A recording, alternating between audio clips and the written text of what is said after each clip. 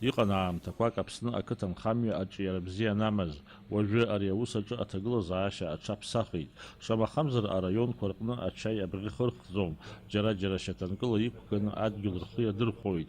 Убри анаҩсгьы аҵыхәтәантәи аамҭақәа рзы ашәаԥыџьаԥи ақыҭанхамҩатә аалыҵқәеи аԥхасҭа рырҭо иалагеит ахәаҷақәа. Дара рхыԥхьаӡараҿы иҟоуп амармалдашьтә ԥҭы.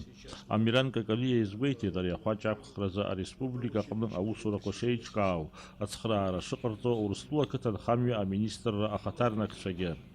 В 2018 году Российская Федерация оказала Республике Абхазия помощь в виде 5000 литров ядохимикатов, плюс около 150 штук ранцевых опрыскивателей.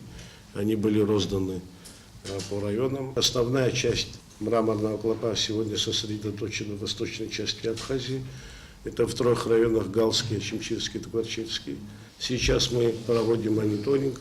Мы получили 4800 литров в виде гуманитарной помощи из Российской Федерации. Отскладировали. Мы привлекаем специалистов, и просто так раздаваться, значит, ядохимикаты населению мы запретили.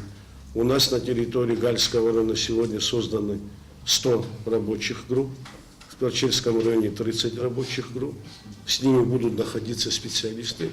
Аиԥылараҿы убасгьы ирылацәажәеит ақыҭақәа рҭагылазаашьа зеиԥшроу, анхацәа иаадырхуа аалыҵ-аҭира шеиҿкаау.